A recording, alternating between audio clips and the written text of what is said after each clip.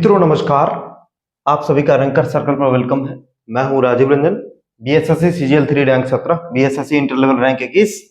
मित्रों, हम लोग मंजिल सीरीज को कर रहे हैं और इस मंजिल सीरीज में जो है वो टॉप 75 ऐसे टॉपिक को हम लोग कॉन्सेप्ट वाइज पढ़ने का प्रयास कर रहे हैं जो एग्जाम में अक्सर आते हैं। चाहे आप बीएसएससी 10+2 की तैयारी कर रहे हो, या बिहार एसआई की तैयारी कर रहे हो, या सीजीएल 4 की तैयारी कर रहे हो, या ब्लॉक स्टैटिकल ऑफिसर की तैयारी कर रहे हो, चाहे बीपीएससी असिस्टेंट की तैयारी कर रहे हो, ठीक है दोस्तों, या फिर एनटीपीसी की तैयारी कर रहे हो, सभी एग्जाम के लिए आपको ये जीके की एक सीरीज है जिसमें सबसे पहले हम लोग जो है वीडियो के माध्यम से क्लास करते हैं, ठीक है, और इसका आप लोग जो है नोट्स बनाते हैं, क्लास नोट्स आप लोग बनाते हैं।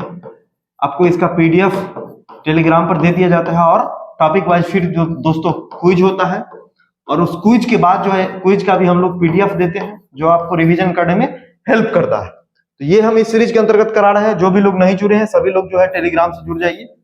आइए दोस्तों, इस सीरीज का 6ठा क्लास है। आज का हमारा दोस्तों टॉपिक है वो है अंतरिक्ष कार्यक्रम। आज हम लोग बहुत इंपॉर्टेंट टॉपिक पे चर्चा करने जा रहे हैं, वो है आपको अंतरिक्ष रक्षा और देखिए अंतरिक्ष और रक्षा और परमाणु ऊर्जा से संबंधित जो टॉपिक है दोस्तों उसके बारे में हम लोग पढ़ेंगे, ठीक है। तो आइए स्टार्ट करते हैं। सबसे पहले जो है कि सबसे पहला जो विश्व का उपग्रह था दोस्तों वो था स्पुतनिक 1, जिसको कि कौन लॉन्च किया था? तो रूस ने लॉन्च किया था, और उस समय रूस का नाम था सोवियत संघ, यूएसएसआर, ठीक है। और कब लॉन्च किया था? तो 1957 में। तो यहीं से अंतरिक्ष यात्रा शुरू हुआ था। फिर स्पुतनिक 2 से जो है लाइका नामक कुतिया को जो है वो 1957 में अंतरिक्ष में भेजा गया था। तो ये पहला जो है जीव था जो अंतरिक्ष में भेजा गया। फिर दोस्तों आपका जो नेक्स्ट जो है कि चंद्रमा पर उतरने वाला पहला यान जो बना उसका नाम था लूना 9। कौन था?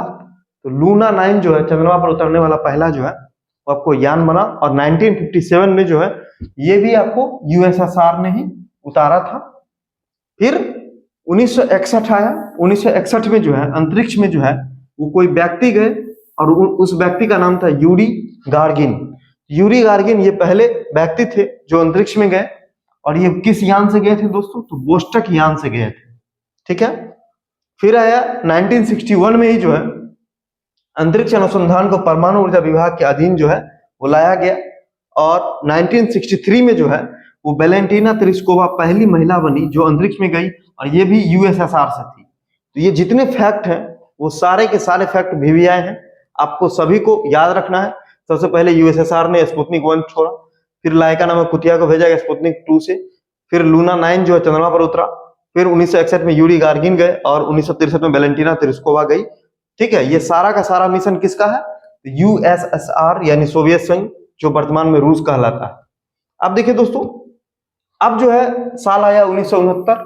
1969 में जो है नील आर्मस्ट्रांग ने जो है वो चंद्रमा पर कदम रखा, मतलब चंद्रमा पर जाने वाले पहले व्यक्ति बन गए नील आर्मस्ट्रांग, जो अपोलो 11 से गए थे, ठीक है। कभी कभी दोस्तों इनके साथ जो है एडविन एल्ड्रिन का भी नाम पूछा जाता है, अगर कभी ऑप्शन में आ जाए कि कौन से व्यक्ति थे जो इनके साथ नील आर्मस्ट्रांग के साथ गए थे, तो उनका नाम था एडविन एल्ड्रिन। और ये जो मिशन दोस्तों छोड़ा था वो कौन सा देश छोड़ा था? तो USA, United nation of America ने जो है ये मिशन आपको चलाया था, ठीक है दोस्तों। तो इसका ध्यान आपको रखना है।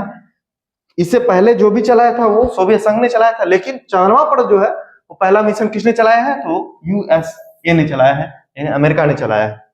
अब फिर साल आता है 1969, भारत में इसरो की स्थापना। ये क्वेश्चन हजारों बार पूछा जा चुका है एग्जाम में, बहुत वीवीआई है कि इसरो की स्थापना कब हुई? तो 1969 में हुई थी। कब? तो 15 अगस्त 1969 को होती है। फिर इसरो की स्थापना, इसरो का फुल फॉर्म होता है इंडियन स्पेस रिसर्च ऑर्गेनाइजेशन, जो भारत की अंतरिक्ष अन्वेषण एजेंसी है, ठीक है।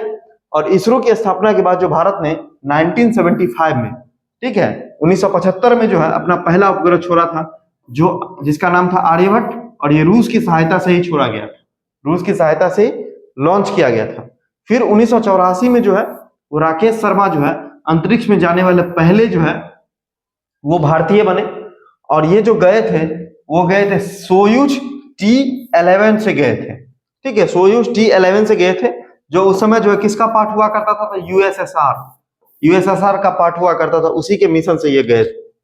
उसके बाद 1997 में दोस्तों वो कल्पना चावला जो है वो गई अंतरिक्ष में, और अंतरिक्ष में जाने वाली पहली भारतीय मूल की महिला बनी। अगर व्यक्ति पूछा जाए तो राकेश शर्मा, ठीक है, राकेश शर्मा जब अंतरिक्ष में गए थे 1984 में, तो उस समय जो है भारत प्रधानमंत्री थी आयरन लेडी इंदिरा गांधी जी। तो फोन पे इनकी बातचीत हुई थी, तो इंदिरा गांधी ने पूछा था राकेश शर्मा जी से भारत कैसा दिखता है, तो राकेश शर्मा जी ने जवाब दिया था सारे जहां से अच्छा। ठीक है दोस्तों, और ये जो बेसिकली जो है वो चंद्र मिशन पर निकले थे। किस पे निकले थे, तो चंद्र मिशन पर निकले थे। और फिर जो है 1997 में जो आपको कल्पना चावला गई थी, ठीक है, जो पहली महिला बनी थी, ये इनका ये मिशन का नाम है STS-87। उसके बाद देखिए 2002 में जो है ना वो कोलंबिया एक अंतरिक्ष यान था 2003 में दोस्तों, 2003 में इससे ये दुर्घटनाग्रस्त हो गया और कल्पना चावला की जो है मृत्यु हो गई थी अंतरिक्ष में। ठीक है, इन्हीं की स्मृति में जो है दोस्तों 2002 में एक उपग्रह छोड़ा गया था मैटसेट जो मौसम उपग्रह था, मौसम से संबंधित उपग्रह था। ठीक है, इसका नाम बदल के क्या कर दिया गया, कल्पना 1 कर दिया गया। ठीक है, 2002 में ये छोड़ा गया था, लेकिन बाद में कल्पना चावला के नाम पे इसका नाम मैटसेट कर दिया गया।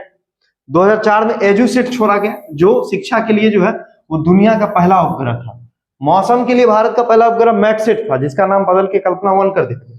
और शिक्षा के लिए एजुसेट है 2004 में।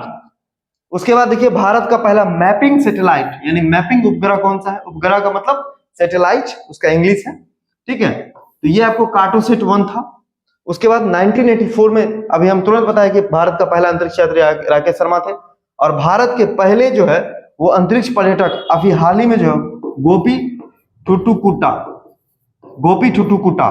ठीक है, ये गोपी से आप लोग नाम याद रखें, गोपी ठुटुकुटा जो है भारत के पहले अंतरिक्ष पर्यटक बने। ठीक है, तो ये आपको बहुत ही महत्वपूर्ण फैक्ट सब है जिसको कि आपको ध्यान रखना है।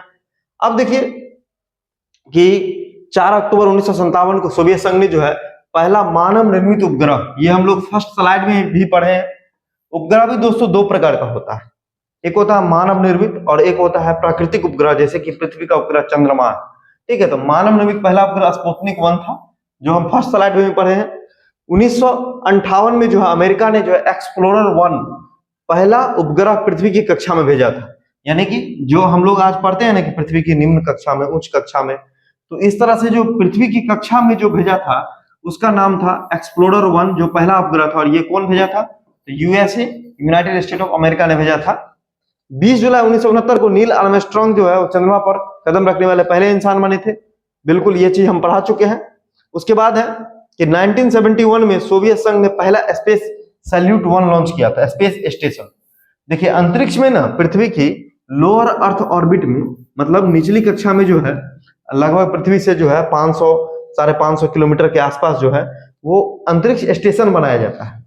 उस अंतरिक्ष स्टेशन में क्या होता है कि अंतरिक्ष यात्री जो अंतरिक्ष के मिशनों पर निकलते हैं, वहां पर ठहरते हैं, वहां पर रुकते हैं, वहां पर रिसर्च करते हैं। ठीक है, तो ये अंतरिक्ष स्टेशन सबसे पहले जो बनाया था वो कौन बनाया था, तो सोवियत संघ ने बनाया था।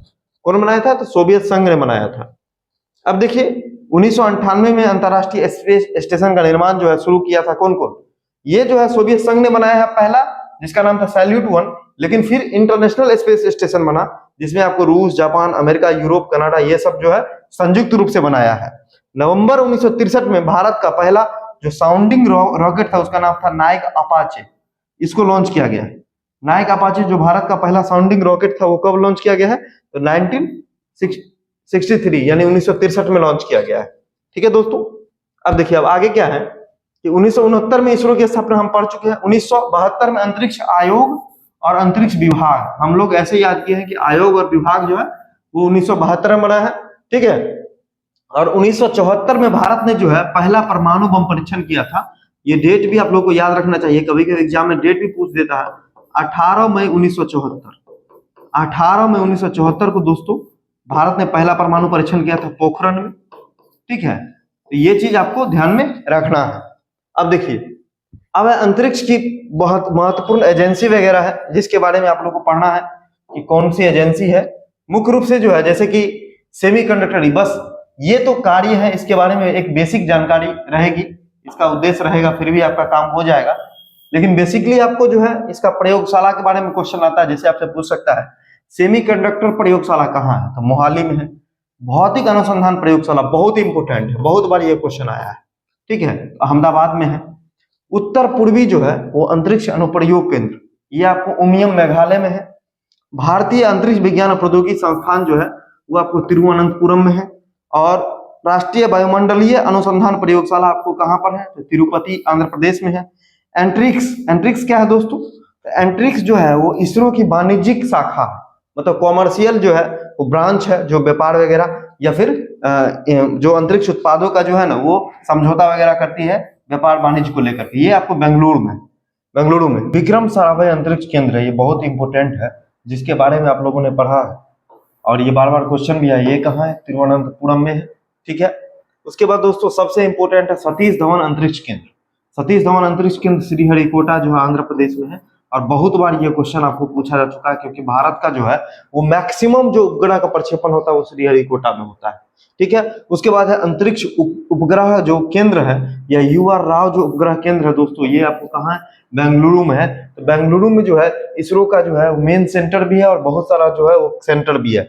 द्रव प्रणोदन प्रणाली का केंद्र भी आपको जो बहुत सारी जगह पर बलियामल्ला तिरुवनंतपुरम में है और बेंगलुरु में है।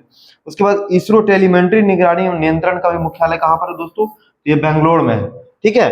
अब देखिए अब आगे है अंतरिक्ष उपयोग केंद्र जो है दोस्तों अहमदाबाद में आप लोग भौतिकी अनुसंधान जो है वो प्रयोगशाला PRL फिजिक्स जो रिसर्च लैब है वो भी आपको कहाँ पर है, वो भी आपको अहमदाबाद में ही है। फिर देखिए राष्ट्रीय, देखिएगा ध्यान से, एक राष्ट्रीय होता है एक भारतीय होता है। तो राष्ट्रीय वाला दोस्तों कहाँ है, राष्ट्रीय वाला आपको हैदराबाद में, राष्ट्रीय सुदूर संवेदन केंद्र जो है वो आपको हैदराबाद में है। और एक देखिए यहाँ पर जो है एक आपको भारतीय सुदूर संवेदन संस्थान जो है दोस्तों देहरादून में है। तो भारतीय लगा होगा तो देहरादून और राष्ट्रीय लगा होगा तो हैदराबाद, ये आप लोग को ध्यान में रखना है क्योंकि इसी में लोग जो है ना कंफ्यूज हो जाते हैं। अब देखिए अब आगे है भारतीय अंतरिक्ष संवर्धन और प्राधिकरण इन स्पेस दोस्तों क्या है, तो इन स्पेस जो है वो इसरो की जो है वो प्राइवेट इकाई है, प्राइवेट यूनिट है। ये भी आपको कहां पर है, अहमदाबाद में। तो अहमदाबाद में तीन चीज हो गया, एक इन स्पेस, एक अंतरिक्ष उपयोग केंद्र और एक फिजिक्स रिसर्च लेबोरेटरी जो है वो आपको अहमदाबाद में हो गया, ठीक है दोस्तों। तो ये चीजें आपको अगर याद रहे या ना रहे, लेकिन इन चीजों के बारे में आपको बढ़िया से याद होना चाहिए कि किसका कहाँ हेडक्वार्टर है।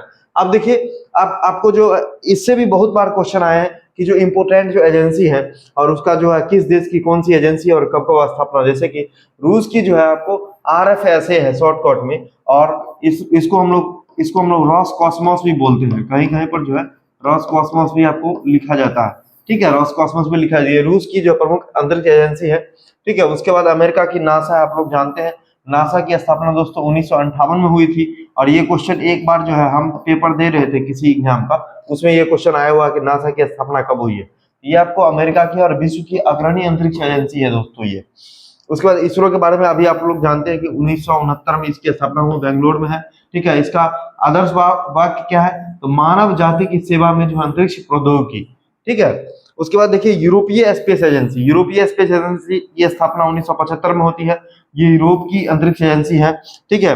उसके बाद जो है दोस्तों वो जापान के अंतरिक्ष एजेंसी का नाम है जाक्सा, और जाक्सा की स्थापना 1969 में होती है। जिस साल इसरो की स्थापना होती है, देख रहे हैं आप लोग, उसी साल जाक्सा की भी स्थापना होती है।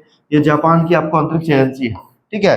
अब देखिए अब आपको अब जो है महत्वपूर्ण मिशन है, लेकिन इसमें जो है आप लोग जो है जैसे कि आपको फ्रांस की स्पेस एजेंसी का नाम CNSA है, और चीन की स्पेस एजेंसी का नाम जो है CNES है, ठीक है, CNES।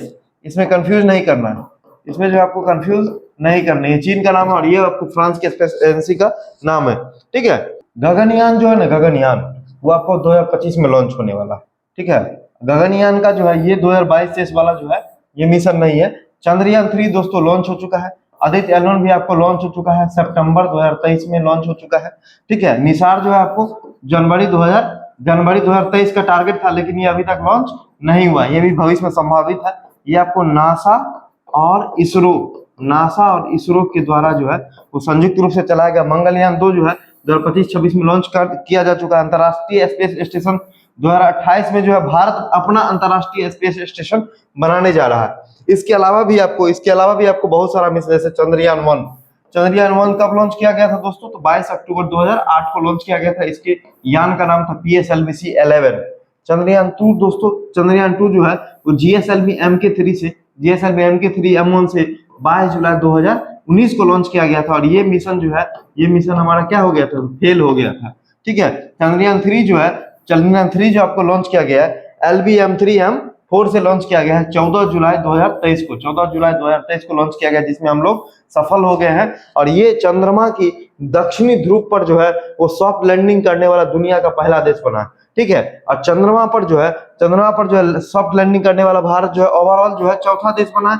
लेकिन दक्षिणी ध्रुव पर जो है सॉफ्ट लैंडिंग करने वाला चंद्रयान 3 जो है वो भारत का जो पहला देश बना है। फिर देखिए मार्स ऑर्बिटर मिशन, जिसको मॉम मिशन भी बोलते हैं, जो मंगलयान 1 है, PSLV-C25 से गया था 5 नवंबर 2013 को। और विश्व का सबसे सस्ता जो है मंगलयान मिशन जो है वो मॉम मिशन था, जिस पर आप लोग जो है देखे होंगे, एक मूवी भी बनी थी। उसके बाद देखिए आदित्य L1 PSLV-C57 है, जो 2 सितंबर 2023 को लॉन्च किया गया है। जो हम पिछले पेज में आपको बताया भी है, यही आदित्य L1 है। यहाँ पर आप लोग ठीक कर लीजिएगा। ठीक है, ये आपको 2 सितंबर 2023 को लॉन्च किया गया है।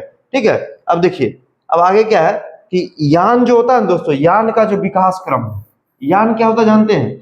एक तो होता है कि जैसे मान लीजिए कि उपग्रह प्रक्षेपित किया जा रहा है, और जिस माध्यम से, जिस साधन से जो है वो उपग्रह को प्रक्षेपित किया जाता है, उसी को हम यान बोलते थे। यान एक तरह का जो है ना, वो जो सैटेलाइट है उसका जो है ना वो वाहक होता है, उसका वाहन होता है। तो भारत में यान का विकास हुआ है। पहले SLV-3 आया, फिर ASLV आया, फिर PSLV आया, फिर GSLV आया, फिर अभी RLV आ गया है। ठीक है, तो SLV जो था सैटेलाइट लॉन्च व्हीकल, वो 1980 के दशक में आया था। फिर जो एंटी सैटेलाइट लॉन्च व्हीकल आ गया। फिर दोस्तों पोलर सैटेलाइट लॉन्च व्हीकल आ गया 1994 में। फिर आपको जियो सिंक्रोनिसिस जो है सैटेलाइट लॉन्च व्हीकल आ गया। फिर अभी जो है रियूजेबल लॉन्च व्हीकल आ गया है। ठीक है, पुनर्प्रयोज्य, मतलब इसको अंतरिक्ष में प्रक्षेपित कीजिए और फिर से ये इंजन को आप बार बार यूज कर सकते हैं। इससे क्या होता है कि ईंधन की बचत होती है, पर्यावरण भी कम प्रदूषित होता है। ठीक है, और ये आपको सस्ता भी पड़ता है। अब देखिए, अब जो भारत में हम लोग डिफेंस प्रौद्योगिकी के बारे में पढ़े थे, अभी जो है हम लोग पढ़े हैं भारत के स्पेस के बारे में, और हम लोग पढ़ेंगे डिफेंस के बारे में। तो डिफेंस में देखिए भारत का जो है सबसे महत्वपूर्ण जो ऑर्गेनाइजेशन का क्या नाम है? तो वो है DRDO। और DRDO की स्थापना कब होती है? रक्षा अनुसंधान विकास संगठन जो है, इसकी स्थापना 1958 में होती है। ये क्या करता है दोस्तों? तो रक्षा अनुसंधान विकास और इसमें आत्मनिर्भरता को बढ़ावा देता है। मतलब भारत का जो रक्षा व्यवस्था है उसमें जो है नवीनतम हथियार का विकास करना, नवीनतम जो है ना वो आपको वायुयान या फिर कोई भी टेक्नोलॉजी या फिर नवीनतम जो है मिसाइल हथियारों का निर्माण करने पर जो कौन काम करता है? तो DRDO काम करता है।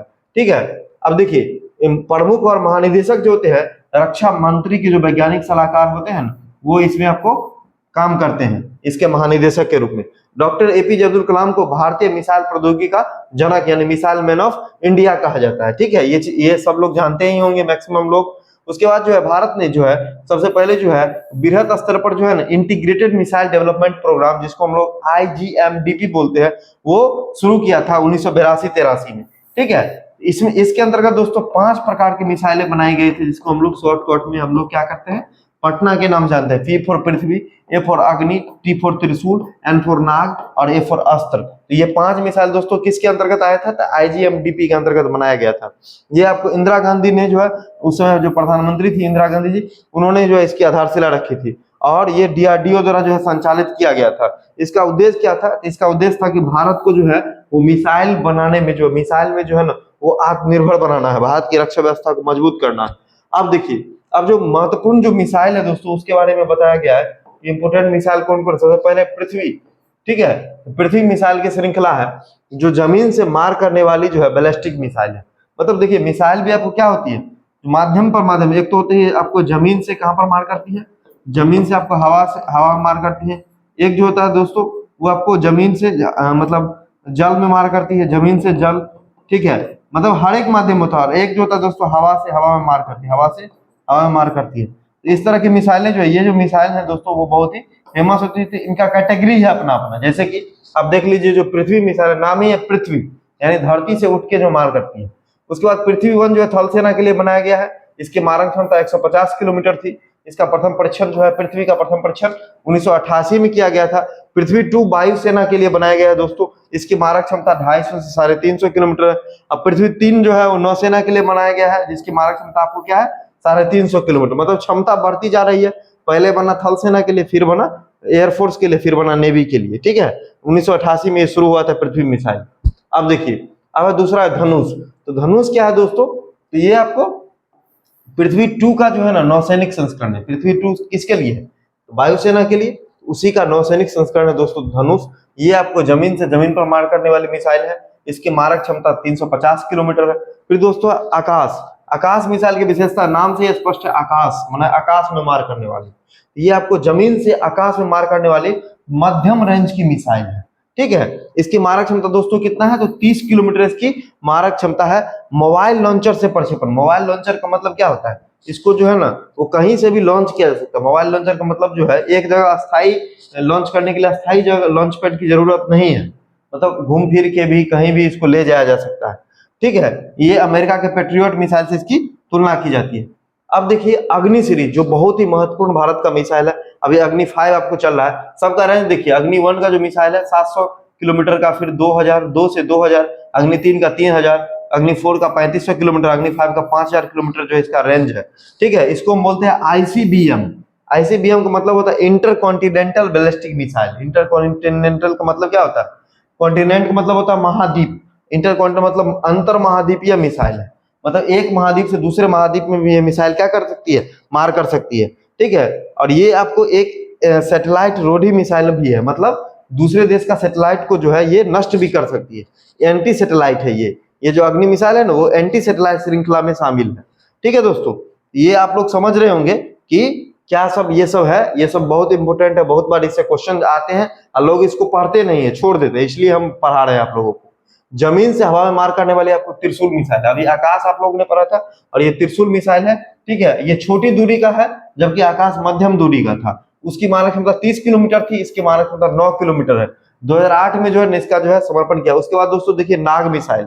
ठीक है, तो नाग मिसाइल जो है, नाग क्या है बेसिकली, तो टैंक रोधी मिसाइल है। ठीक है, एंटी टैंक गाइडेड मिसाइल इसको बोला जाता है, एंटी टैंक गाइडेड मिसाइल। ठीक है, तो एंटी टैंक गाइडेड मिसाइल है। इसकी मारक क्षमता 4 किलोमीटर है। और नाग को जो है ना एक और चीज के नाम से हम लोग जानते हैं, दागो और भूल जाओ। दागो और भूल जाओ जो है वो नाग का टेक्नोलॉजी है। ठीक है दोस्तों, ये सब क्वेश्चन बार बार आता है कि दागो और भूल जाओ मिसाइल किसको बोलते हैं, तो नाग को बोलते हैं। अभी हालांकि ये सब का उन्नत संस्करण आ चुका है, लेकिन फिर भी ये महत्वपूर्ण है क्योंकि इसी के कॉन्सेप्ट पर नया वाला मिसाइल बना है। अब आगे देखिए ब्रह्मोस। तो ब्रह्मोस जो है ना भारत और रूस का जो है ना संयुक्त परियोजना है और इसका नाम ब्रह्मोस कैसे पड़ा है, तो ये आपको इसमें ब्रह्म का मतलब होता है ब्रह्मपुत्र। ठीक है, ब्रह्म का मतलब क्या होता है, ब्रह्मपुत्र, और मोस का मतलब होता है मोस्कावा। तो ये ब्रह्मपुत्र और मोस्कावा नदी से मिलकर के इसका नाम ब्रह्मोस पड़ा है। भारत और रूस जो है इसको मिलकर बनाया है। और ये आपको सतह से सतह मतलब जमीन से जमीन पर मार करने वाली दोस्तों सुपरसोनिक क्रूज मिसाइल है। क्या है, सुपरसोनिक क्रूज मिसाइल है। इसका नामकरण अभी हम बता दिए। इसकी मारक क्षमता दोस्तों 290 किलोमीटर है। ठीक है, लेकिन अभी जो है इसकी मारक क्षमता 500 किलोमीटर तक बढ़ा दी गई है। अभी पाकिस्तान से जब झगड़ा हुआ तो ये ब्रह्मोस मिसाइल ने दागा गया था। ठीक है, इसकी गति जो है ध्वनि की गति से आपको 3 गुना है, यानी 3 मैक तक की स्पीड होती है। ध्वनि की गति को हम लोग मैक में मापते हैं, तो 3 मैक का मतलब जो होता है वो आपको ध्वनि की गति से 3 गुना है। ठीक है, अब देखिए उसके बाद जो देखिए प्रमुख जो है ना रक्षा विमान के बारे में बताया गया है। सबसे पहला नंबर निर्भय।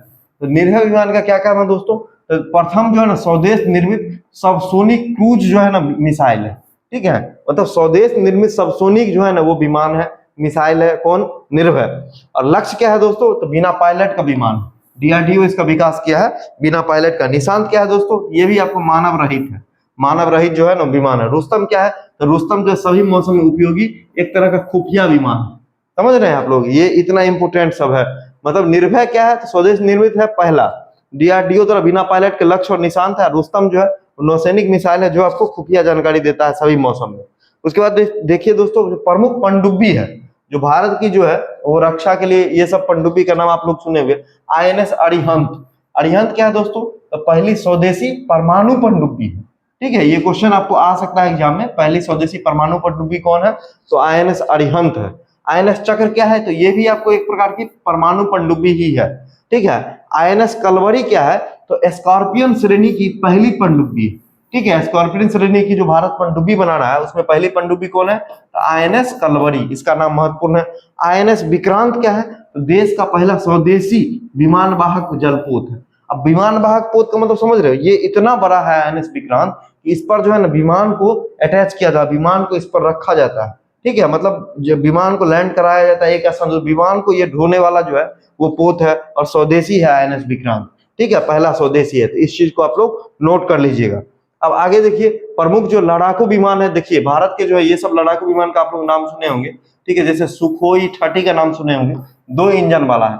मिग 29 का नाम सुने, ये भी 2 इंजन वाला है। मिराज 2000 का नाम सुने होंगे, ये 1 इंजन वाला। और एक अभी आपको राफेल का नाम आप लोग सुने, जो फ्रांस की एयरबस कंपनी से लिया गया है, ये आपको फ्रांस से लिया गया दोस्तों, ठीक है। ये भी आपको भारत के प्रमुख लड़ाकू विमानों में से शामिल है, ठीक है। और एक और आप लोगों ने सुना होगा F-35 फाइटर जेट, जो कि आपको कहाँ का है? अमेरिका का जो है F-35 जो है फाइटर जेट है, ठीक है दोस्तों।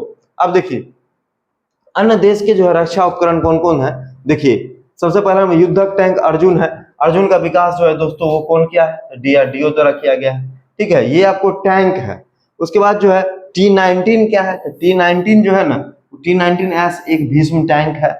उसके बाद 4 किलोमीटर की दूरी तक जो है ना, ये जो T-19 टैंक है वो क्या कर सकता है? तो प्रक्षेपणास्त्र मतलब मिसाइल दाग सकता है। मिसाइल का हिंदी होता है प्रक्षेपणास्त्र। जमीन में बिछाई गई बारूदी सुरंगों से रक्षा करने में जो है ये जो भीष्म टैंक है ना वो सक्षम है, ठीक है। अब देखिए अब आगे क्या है, अब है तेजस के बारे में। तो तेजस जो है ना वो एक हल्का लड़ाकू विमान है, लाइट कॉम्बैट एयरक्राफ्ट है, ठीक है। और ये आपको स्वदेशी है, तो स्वदेश तरीके से मेड इन इंडिया है दोस्तों। इसका विकास कौन किया है? तो हिंदुस्तान एरोनॉटिक्स लिमिटेड किया है।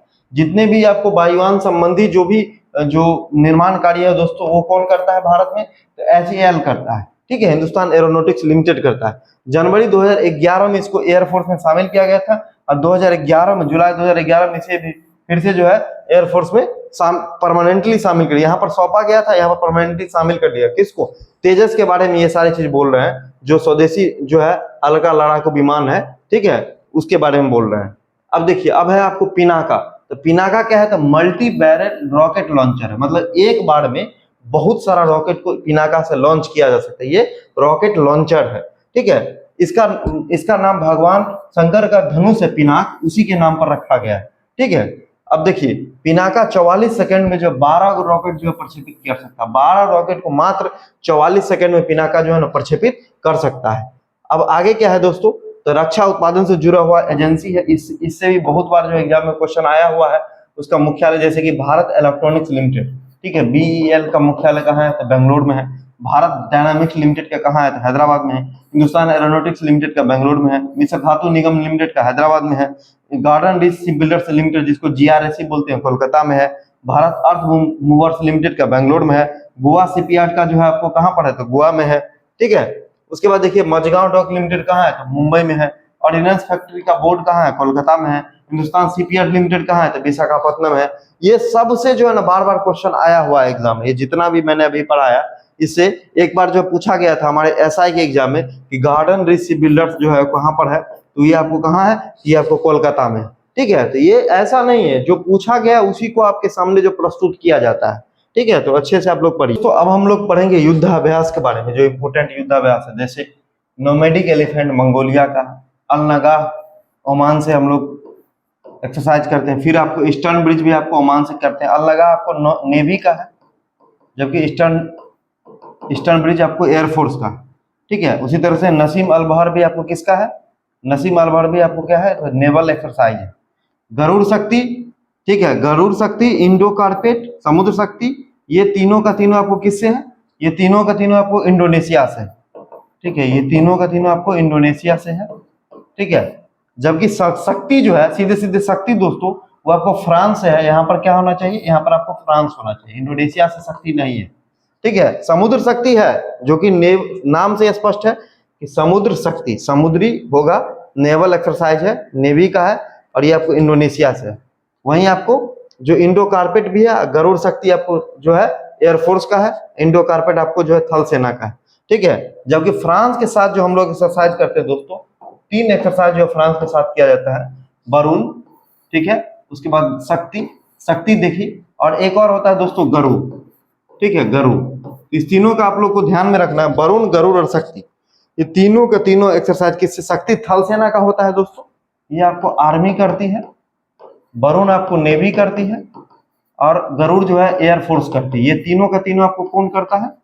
फ्रांस के साथ दोस्तों वो किया जाता है, ठीक है। उसके बाद देखिए श्रीलंका से आपको सिलिनेक्स किया जाता है, अमेरिका से बर्ज प्रहार किया जा रहा है, युद्धाभ्यास किया जा रहा है, होप इंडिया किया जा रहा है। उसके बाद दोस्तों संप्रति आपको जो है वो किया जा रहा है बांग्लादेश के साथ, और एक बोंगो सागर भी आपको किससे है? बांग्लादेश के साथ ही किया जाता है। बोंगो सागर भी और संप्रति भी तो आपको बांग्लादेश के साथ ही किया जाता है। उसके बाद देखिए सूर्य किरण दोस्तों, तो सूर्य किरण आपको भारत और नेपाल के बीच में किया जाता है, हैंड इन हैंड भारत और चीन के बीच में है। ऑस्ट्रा हिंद नाम से स्पष्ट है, ऑस्ट्रेलिया और हिंदुस्तान उसके साथ होता है। उसके बाद ऑज इंडेक्स है, ऑस्ट्रेलिया और इंडिया के साथ है ऑज इंडेक्स, ठीक है। तो एक बार दोनों में ऑस्ट्रेलिया पहले, एक ऑस्ट्रा हिंद है, एक ऑज इंडेक्स है। सिम्बैक्स जो है दोस्तों सिंगापुर के साथ है, जाइमैक्स जो है दोस्तों जापान के साथ है, धर्मा गार्जियन भी आपको जापान के साथ है, और एक और अभ्यास होता है जापान के साथ जिसको बोलते हैं सिन्यू मैत्री, ठीक है, सिन्यू मैत्री, सिन्यू मैत्री, ठीक है। इस तीनों का नाम याद रखिएगा, जाइमैक्स, सिन्यू मैत्री और धर्मा गार्जियन आपको जापान के साथ होता है। अब आगे क्या है दोस्तों? एक्यूबेरिन, एक्यूबेरिन आपको मालदीव के साथ है, एक था मालदीव के साथ है, सही है। कोंकण शक्ति ब्रिटेन के साथ होता है, अजय वॉरियर जो है ब्रिटेन के साथ होता है, इंद्रधनुष ब्रिटेन के साथ होता है, इंद्र रूस के साथ होता है, लामित सेशल्स के साथ होता है, बीमबैक्स वियतनाम के साथ होता है, दस्तलिक उज्बेकिस्तान के साथ होता है, हरिमाओ शक्ति आपको मलेशिया के साथ होता है। ये सारा का सारा जो युद्धाभ्यास है दोस्तों बहुत इंपॉर्टेंट युद्धाभ्यास है। निश्चित रूप से आप अगर अभी एनटीपीसी दे रहे हैं या फिर कोई भी एग्जाम दीजिएगा तो एक क्वेश्चन जो है युद्धाभ्यास से आपको आता ही है। हो सकता है कि इसमें करंट जोड़ के आपको ये पूछ दे कि अभी हाल फिलहाल में कहाँ हुआ है, लेकिन देश तो एकदम हर समय आपके जवान पे रटा होना चाहिए, ठीक है। अब देखिए अब है परमाणु ऊर्जा के बारे में हम लोग कुछ पढ़ लेते हैं, इसमें भी ये भी बहुत इंपॉर्टेंट फैक्ट है, इसमें भी जो है बार बार एग्जाम में क्वेश्चन आते रहते हैं, ठीक है। हम लोग शुरू करते हैं परमाणु ऊर्जा से जुड़े हुए फैक्ट के बारे में। भारत में परमाणु ऊर्जा का विकास जो है वो कौन किए थे? डॉक्टर होमी जहांगीर भाभा ने किया था, ठीक है। इसलिए जो है इनकी अध्यक्षता में दोस्तों 1948 में पहली बार जो है वो परमाणु ऊर्जा आयोग का गठन हुआ था, ठीक है। किसकी अध्यक्षता में? तो होमी जहांगीर भाभा की अध्यक्षता में जो है भारत में परमाणु ऊर्जा का जो है वो आयोग बना था। उसके बाद 1954 में जो है वो परमाणु ऊर्जा विभाग बना था। तो इस दोनों चीज को याद रखिएगा, आयोग पहले बन गया और विभाग बाद में बना, विभाग बना है 54 में। उसके बाद देखिए भाभा अनुसंधान केंद्र BARC, Bhabha atomic research centre की स्थापना दोस्तों वो 1954 में हुई। यही 1954 में परमाणु ऊर्जा विभाग भी बना और भाभा परमाणु अनुसंधान केंद्र भी बना मुंबई में। बार्क की स्थापना के समय इसका नाम जो है परमाणु ऊर्जा प्रतिष्ठान था, ठीक है। ये भी चीज कभी कभी आ जाता है एग्जाम में कि जिस समय भाभा एटॉमिक रिसर्च सेंटर की स्थापना हुई उस समय क्या नाम था? तब परमाणु ऊर्जा प्रतिष्ठान नाम था, ठीक है। उसके बाद 1966 में भाभा की मृत्यु हो गई और इसका नाम जो है भाभा एटॉमिक रिसर्च सेंटर कर दिया गया। किसका नाम? परमाणु ऊर्जा प्रतिष्ठान का नाम। अब देखिए ये ट्रॉम्बे में दोस्तों स्थित है, ये अगर कभी कभी इसका जगह भी पूछ देता है तो ट्रॉम्बे जो बंबई में स्थित है महाराष्ट्र में, वहां पर ये स्थित है। क्या? Bhabha atomic research centre. अब आगे क्या है कि भाभा एटॉमिक रिसर्च सेंटर को देखिए ट्रॉम्बे में है और डॉक्टर होमी जहांगीर भाभा को भारतीय परमाणु ऊर्जा का जनक भी माना जाता है। परमाणु ऊर्जा कार्य देखिए missile man of India APJ Abdul Kalam, और परमाणु ऊर्जा एटॉमिक एनर्जी का फादर किसको माना जाता है? तो होमी जहांगीर भाभा को माना जाता है, ठीक है। तो उन्हीं के नाम पर जो भाभा एटॉमिक रिसर्च सेंटर है। परमाणु ऊर्जा के जो वर्तमान निदेशक जो है आप लोग देख लीजिएगा करंट में कि कौन है। इंदिरा गांधी परमाणु ऊर्जा संस्थान की स्थापना दोस्तों वो हुई थी 1971 में, और ये कहाँ स्थित है? तो कलपक्कम तमिलनाडु में स्थित है। आप लोग जानते हैं कि कलपक्कम तमिलनाडु में जो है भारत का बहुत बड़ा एटॉमिक एनर्जी प्लांट है, तो वो आपको इंदिरा गांधी परमाणु अनुसंधान केंद्र के अंतर्गत है, ठीक है। उसके बाद कौन इनके चेयरमैन है वो भी आप लोग करंट में देख लीजिएगा। उसके बाद परमाणु ऊर्जा कार्यक्रम के इसमें जो है ना सार्वजनिक क्षेत्र की संस्थाएं जो है वो आपको देखिए इस क्षेत्र में जो परमाणु ऊर्जा के कार्यक्रम में जो गवर्नमेंट की जो कंपनियां हैं वो कौन कौन सी है? सबसे पहला है यूरेनियम कॉर्पोरेशन ऑफ इंडिया, कहाँ स्थित है? जादूगोरा में स्थित है। उसके बाद nuclear power corporation of India NPCI कहाँ स्थित है? मुंबई में स्थित है। भारी जल बोर्ड, इसको कभी कभी ना हिंदी में शुद्ध हिंदी में लिख देता है गुरु जल बोर्ड, ये भी आपको कहाँ स्थित है? मुंबई में स्थित है। Electronic corporation of India limited दोस्तों वो कहाँ पर स्थित है? वो आपको हैदराबाद में स्थित है। ये सब आपको परमाणु ऊर्जा जो कार्यक्रम है उसमें जो है ना हेल्प करने वाली संस्थाएं हैं।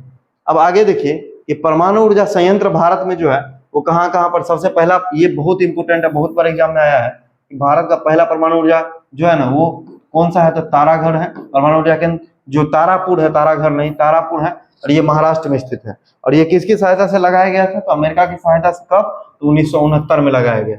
ये सारी चीजों को ध्यान रखिएगा।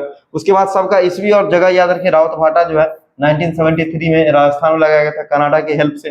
कलपक्कम 1984 में लगाया गया है। तमिलनाडु में नरोड़ा जो है 1991 में लगाया गया। काकरापारा 1993 में लगाया गया। कहेगा 2000 में लगाया गया। कुडनकुलम 2013 में लगाया गया ईस्वी। और इसका स्टेट कलपक्कम कहाँ है तमिलनाडु में। उसके बाद नरोड़ा कहाँ है तो बुलंदशहर उत्तर प्रदेश में है। काकरापारा कहाँ है तो गुजरात में है। कहेगा कहाँ है तो कर्नाटक में है। और कुडनकुलम कहाँ है तो तमिलनाडु में। इतना जो भारत में जो परमाणु ऊर्जा संयंत्र है इसके बारे में आप लोग को एकदम मोस्टली आपको याद रहना ही चाहिए। ठीक है दोस्तों। अब देखिए भारत में जो है वो साइरस क्या है तो साइरस जो है भारत का सबसे बड़ा जो अनुसंधान रिएक्टर, ठीक है, जो रिसर्च रिएक्टर होता है ना दोस्तों, उसमें सबसे बड़ा कौन सा है तो साइरस है, जो आपको तापीय रिएक्टर है। उसके बाद जो है इसे 1960 में जो है ना वो बार्क में लगाया गया था, मतलब भाभा एटॉमिक रिसर्च सेंटर में।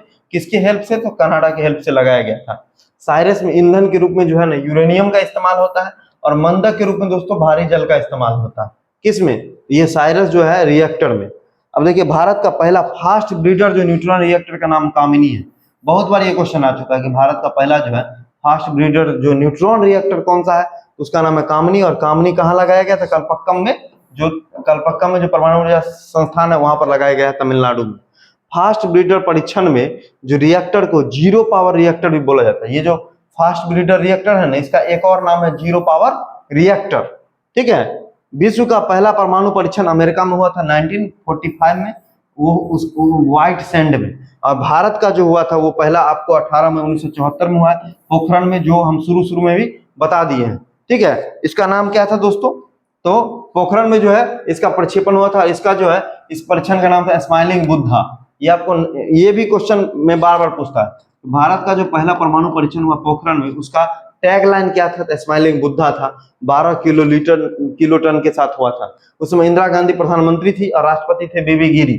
भारत का दूसरा परमाणु परीक्षण हुआ था 11 मई और 13 मई को लगातार ही हुआ था 1998 में। इसका नाम था ऑपरेशन शक्ति या शक्ति 98 भी इसको बोला जाता है। इसमें 5 गो एटॉमिक जो है ना परीक्षण लगातार भारत ने किया था। और यही कारण है कि 11 मई 1998 को जो भारत ने अपना दूसरा परमाणु परीक्षण किया था, उसके बाद जो है ना 11 मई को हम लोग जो है ना वो प्रौद्योगिकी दिवस मनाते हैं, टेक्नोलॉजी डे। इसी की याद में हम लोग जो है ना प्रौद्योगिकी दिवस मनाते हैं।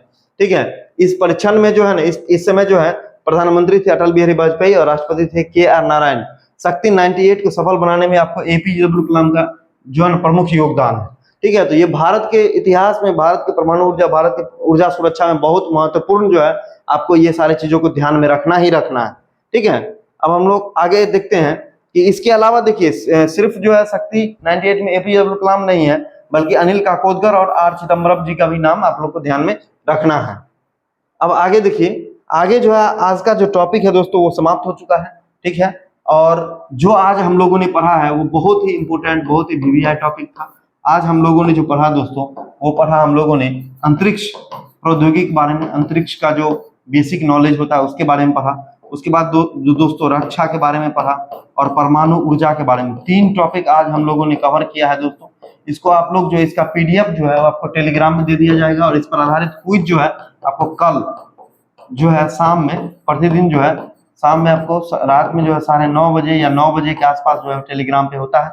जो लोग नहीं जुड़े हैं जुड़ सकते हैं। ठीक है दोस्तों। और जिनको टेस्ट सीरीज वगैरह से जुड़ना है वो टेलीग्राम पर सारी सूचनाएं आती रहती है, वो वहां पर बने रहिए और पढ़ते रहिए और अपनी तैयारी को मजबूत करते रहिए। जो दोस्तों कल मैंने जो एग्जाम का डेट दोस्तों बताया था वो अभी तक के अनुसार, अभी तक के न्यूज के हिसाब से आपको जो है BSSC इंटर लेवल का एग्जाम दोस्तों, इंटर लेवल का एग्जाम आपको जुलाई में होने जा रहा है। ठीक है। अगर बिहार पुलिस से कोई डेट टकराता है तो हो सकता है एक आध डेट में चेंज हो, लेकिन अगर यहाँ एग्जाम नहीं होता, क्योंकि हाल फिलहाल में मीटिंग हुई है, इसमें भी सहमति अभी तक बनी हुई है, ऑफलाइन एग्जाम होगा दोस्तों। और अगर यहाँ एग्जाम नहीं होता है तब आपका एग्जाम नेक्स्ट ईयर जा सकता है दोस्तों, तब हम कुछ नहीं कह सकते। हालांकि यहाँ पर जब तक ऑफिशियल नहीं आता कुछ कंफर्म नहीं कहा जा सकता, लेकिन अभी तक का इनपुट दोस्तों यही कहता है कि आपका एग्जाम होने जा रहा है। और BSO वाले भी सचेत रहें। ठीक है। BSO वाले भी सचेत रहें, उनका भी कभी भी एग्जाम हो सकता है, क्योंकि संख्या उतनी बड़ी नहीं है। ठीक है।